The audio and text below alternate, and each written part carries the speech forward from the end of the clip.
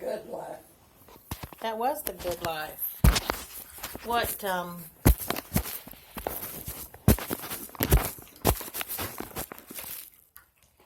a good We were mom usually in and bed dad. around about 6 or 7 o'clock. We'd all be in bed till we worn out. So sometimes we'd stay up by 8, 8:30 listen to radio. There wasn't any television then.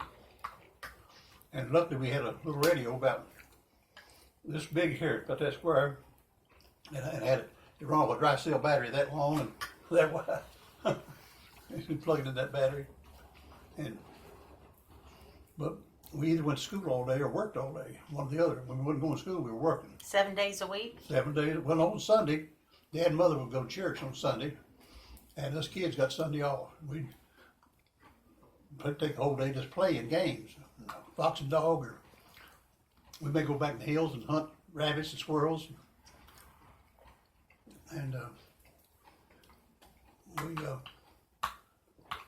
we worked 6 days a week, 6 full days a week, and we never had any soft drinks like Pepsi or Coke. Well, actually, all we ever had was Pepsi Cola then, and once a year, and on the 4th of July. And we'd have that if the corn was laid by. And what they meant by corn being laid by, you had to hold the corn out 3 times. Go in, chop all the weeds down, put dirt up around the corn. So they called it laid by. So if we had our corn laid by the 4th of July, we got all that, and Dad would go get a ice cream freezer and get a big 50-pound block of ice and break it back, and then we would make homemade ice cream. And that was some treat for us. Some treat. Once a year we got homemade ice cream. Just like vanilla? Well, it's just like all it was vanilla. They used vanilla flavor. Then school, we would take, they had these gallon lard buckets. They got lard in. And we would take a gallon lard bucket of milk and bread. That's what we'd have for lunch at school. Milk and bread. Cornbread. And Cornbread? Oh yeah, always cornbread. This lady up the road from us, next farm up, came over there one time, and that was back when they were giving out commodities. And she said, "Did you all they give you all in these what they call a grapefruit?" And we said, "Well, yeah, they gave us a few, but we didn't care much for them." She said, "I'm going to tell you something." She said, "I've tried boiling them, frying them, baking them, and everything I know, and we don't like them no way we fix them." Oh, my Lord.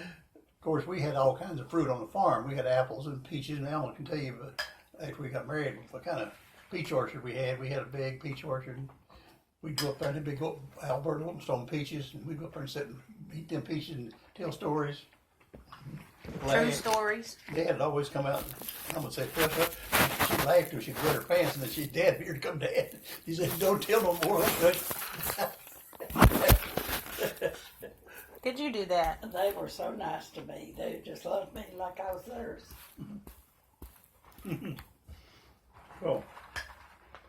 But Dad, during the Depression, Dad, no coal mines were running. They didn't have any coal mine. And Dad would walk from head of Four Seam over to head of Browns Fork. And Roosevelt come up with this WPA program, work program for men. They paid him $1 a day. And he'd leave home about 4:30, 5 o'clock in the morning, walk several miles over the head of Browns Fork, or a big creek. Somewhere No, that was 75 years ago. Yeah, it was longer than that. 80 years ago. And he worked for $1 a day. And he'd leave home, and then he'd get back home around 6, 7 o'clock at night. And he would use that $1 a day, he would save it. And once a year, we'd take a Sears and Roebuck catalog, or Spiegel's or somebody catalog, and sit down and order a year's worth of clothes for all of us. The boys got 2 pair of overalls, 2 blue work shirts, 2 suits of long underwear, 2 pair of wool socks, 2 pair of brogade shoes, and 1 overall jacket. That was our annual clothing. And now if those clothes got holes in them, Mother would patch them. Yeah. If you got a hole in the patch, she'd patch the patch. Right. What'd the girls get? The girls, their dresses were homemade. Mother had a singer sewing machine, old singer sewing machine. She made the girls' dresses out of feed sacks. We'd buy feed for the animals, and they had a flowered a sack. They come in a flowered, what they call it, brooch sack. It was a print or like I wish I had one of those print. dresses today. It had print. You know, they had different prints on it. And Mother would sit down and make them girls. I can see her now cutting out them dresses and sewing them. And she'd make their dresses and she'd make their pantaloons. And we'd order their socks and shoes. Right. And order a coat. They always got one coat every year. And one year, somewhere I lost my overall jacket. And it was colder than blue blazes and snow, big snow on the ground. And Mother said, "Where's your jacket?" I lost it. She said, "Okay, you'll wear that girl's coat to school." You had to wear Wear a that girl's coat coat. to school? Yes, sir. Put that coat on. You're not going to go to school without a coat on. So, on the way to school, beside the road, there was a big beech tree. It had a hole down in it, rotted out. And I'd go down and wear that coat to that big beech tree, and I'd take it off and stuff it down that beech tree. And then on the way back home that night, I'd put it back on. It pleased her. She thought, "Boy, that'll keep me warm all day." But we had through the 8th grade there, Four Seam School, 8th grade. I graduated 8th grade. I wanted to be a brain surgeon.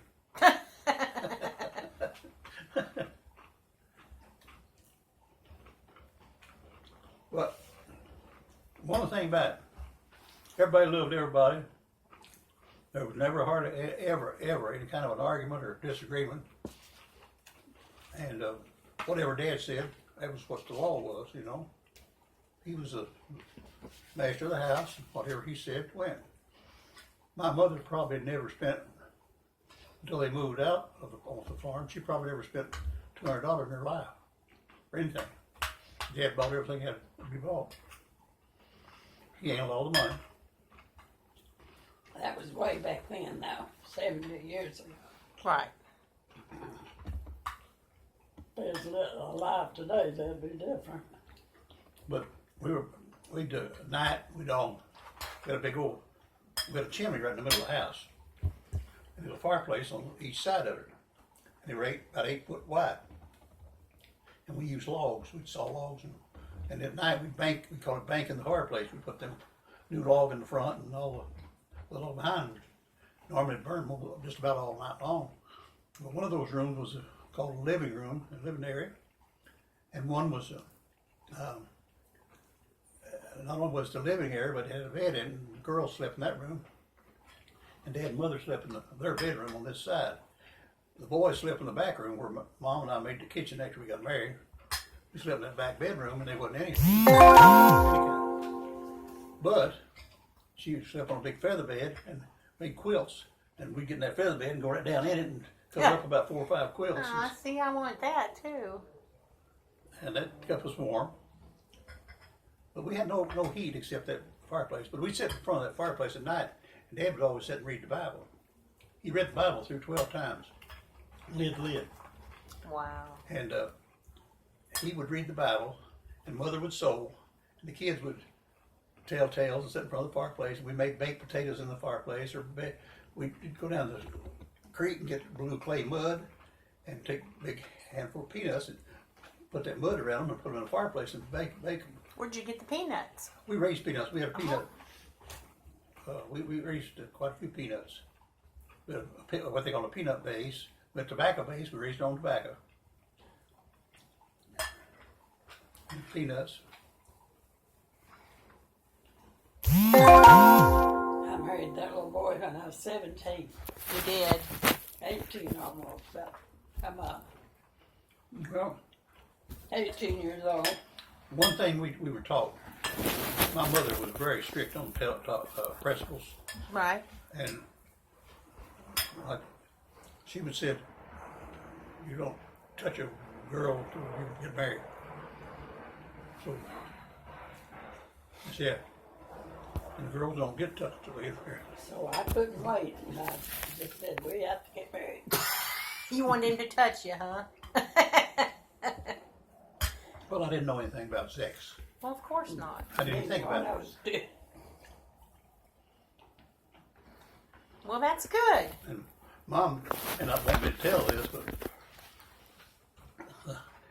the night we got married, I had rented a hotel. We had no motels in the hotel. I rented a hotel room down Hazard. Which was big stuff for me. Hilton. Don't tell them all the story. What was the name of it? Hilton Hotel. Hilbert Hotel. Yeah. Well, I only had $5, so I gave that to the preacher from Marinus, and I'd already paid for the room. Well, we go down. You stay in that room all night. We don't even undress. We lay on the bed and talk. No, that was Laid sweet. on the bed. That was sweet. That was sweet, though. We didn't get married for sex.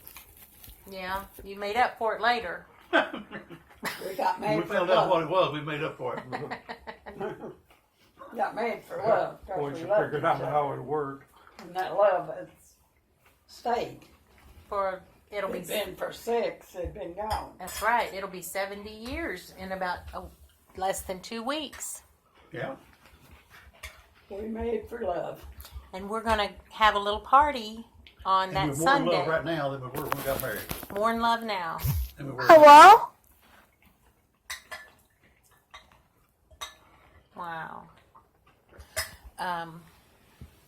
Mom, we're going to have a little birthday or anniversary party for you, and we've got a room saved at the Beef O'Brady's on At that what? day. Beef O'Brady's. We've got a room that we're going to have a little party That's in. going to be a surprise, isn't it? It will be, I promise you. What'd you just have for dinner? Mhm. What'd you just have for dinner? What did we have? Yeah. Soup, beans, and cornbread. The thing we love the most. And I have taters. And taters, fried taters. Fried taters. Dad had fried potatoes with his. Yeah, my mom and dad, they loved her better than they did me, I think. They really loved her. That's I sweet. felt like I was one of them. That's sweet. My mother-in-law never liked me.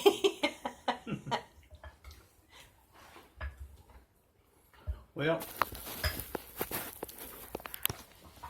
my oldest sister, Madison, she married to Harrison, you know. They lived the next house up on the next farm.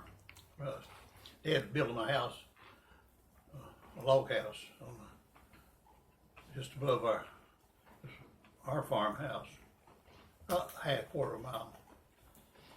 And the greatest thrill in Harrison's life was to wait till Christmas morning. He'd come down the road horn, Christmas gift, Christmas gift, Christmas gift. You hear him coming down the road. What would he have? Well, us boys Dad made our Christmas present. He would go out and saw a tree down about so round. He'd saw wheels off about that thick. And then he'd make square axles, and he had a big old stone, and he'd pedal with his feet, and he would grind the ends of them off round, and put the wheels on pegs, wooden pegs in outside, and then he would split the lumber off and make a bed for the wagon, put it on there. And we get our sled. He'd also make sleds. Why don't we have any of those things? Lots of snow, and we go up on that hillside and ride them sleds off there, go flying down through across the valley down there. And so we always had a sled. Each boy had a sled, and then when we got a little bigger, Woody and I, Dad gave us each a bull calf, and he said, "Now those are your calves. You got to take care of them, raise them, do whatever you want with them." So we said, "Okay." So we went up to a guy named Palace Davis. He did some woodworking, and we got him to make an ox bow for us with two. Later on, after we had them for a while, and we rigged them up and taught them to work, taught them to pull, and Dad made us a wagon with a tongue up the middle, So you could plow. Well, and plow in the wagon, we'd plow with them, and whatever. We had a chain back from that boat, back to whatever we if we was gonna pull a plow, but if you had a wagon, the tongue would go between them, and when they turn, the tongue would turn. You know? Yeah. But everything we had was homemade, most everything. We never had bought store. They had said store-bought stuff. That's funny. I remember the first radio flyer wagon I ever got. Whew, was I proud of that? And then the next thing I got was a big Roadmaster bicycle. Oh, big man! And it had filled-in bars in here, and had big wide handlebars, and I had foxtails hanging off each. I'm surprised your dad didn't ride a bike to work and back or something. He never learned how to ride nothing but a mule or a horse. I'm Never learned how to surprised he drive a didn't car. ride that. Why did he walk to work and back? Why didn't he take a mule or something? We always use most animals on the farm for working. We had mules and horses. I don't know. Seemed like that would have made a lot more sense and saved him a lot of time. I mean, that's hours and hours of walking. Oh, well. And he come into town and got him a little city girl. Got him a city girl.